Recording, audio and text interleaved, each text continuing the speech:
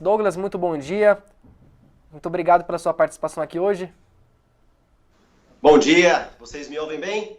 Sim, estamos te ouvindo, Douglas. Douglas, eu queria começar te perguntando aí sobre as atualizações aí da economia para essa semana, né? Sexta-feira, chegando aí ao fim da semana. Eu te pergunto quais foram as novidades aí da semana e também te perguntar sobre a troca no comando da Petrobras, o que isso afeta a gente. Bom dia para você, Douglas. Bom dia, sejam muito bem-vindos ao Boletim Brauna de Investimentos desta última sexta-feira do mês de maio. Pois é, a notícia que movimentou a semana foi a troca, mais uma vez, do comando da Petrobras. José Mauro Coelho deixou o cargo de presidente da empresa após apenas 40 dias de comando. Isso não foi muito bem visto no dia seguinte, né, pelos investidores. Tanto é que as ações da empresa chegaram a cair 5% no intraday, mas elas se recuperaram e se recuperaram durante a semana, principalmente por causa do preço do petróleo. O petróleo vem ajudado as empresas de petróleo aqui, as petrolíferas aqui no Brasil, o preço das ações. Hoje a Petrobras está caindo 3% porque ainda existe essa novela não acabou, existe essa questão da interferência política no comando da Petrobras, e aí a gente vai ver os próximos capítulos. No mercado norte-americano, nós tivemos aí, depois de semanas de queda, uma semana mais tranquila, uma semana de alta, principalmente depois da divulgação ontem de que o PIB norte-americano caiu 1,5%. Douglas, como é que funciona essa questão aí do PIB cair, mais a bolsa subir, né? Porque a gente que está de fora é um pouco difícil para a gente entender, né? Mas você aí como assessor de investimentos, como que funciona? Explica para a gente isso. Bom, acontece o seguinte, a economia é como uma grande balança. Se a gente mexe de um lado, afeta um monte de coisa do outro lado. Essa notícia de que a atividade econômica norte-americana recuou 1,5% deu um sinal para os investidores de que talvez o Banco Central norte-americano, o Federal Reserve, seja um pouco menos agressivo nos aumentos das taxas de juros que eles estão prevendo para conter a inflação. E aí eles pensam, nós viemos de semanas de queda, os preços ficaram baratos e eles então as compras se tornam um pouco mais agressivos e isso tem movimentado aí a bolsa norte-americana para o campo positivo.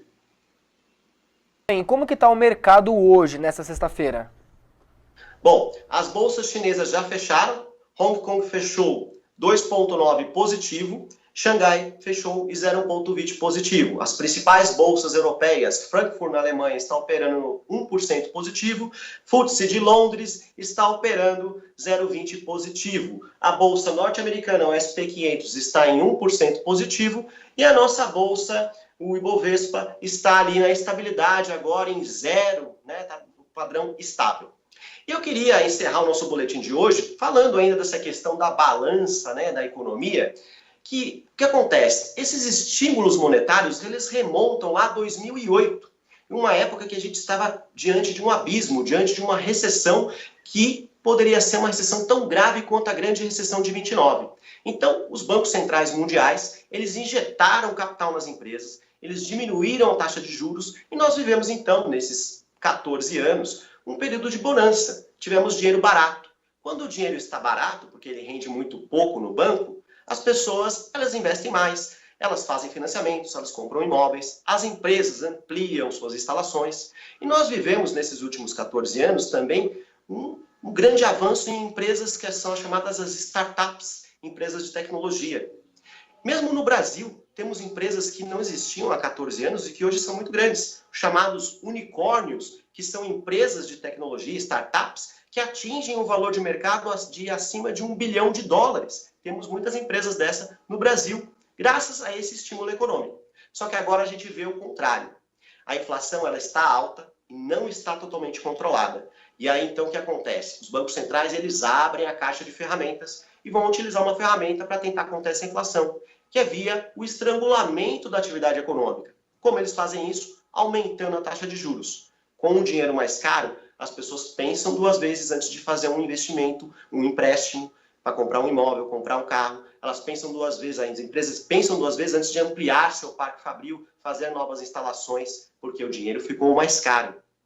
E essas empresas, essas startups de tecnologia, vão viver agora o que a gente chama de inverno. Por quê? Porque esses investidores eles vão ser muito mais seletivos ao escolher quais empresas vão receber o seu capital. Mas o que isso influencia, então, né, um investidor, pessoa física, eu ou você?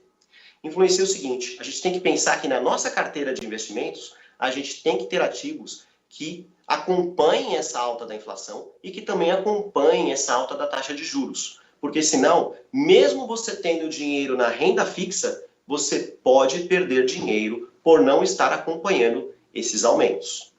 É isso. Esse foi o Boletim Brauno de Investimentos. Tenha uma ótima sexta-feira e nos vemos na semana que vem. Muito bem, Douglas Firmin da Brauna Investimentos trazendo aqui pra gente os destaques das notícias da economia dessa semana. Mais uma vez, Douglas, muito obrigado pela sua participação aqui. Um ótimo dia para você.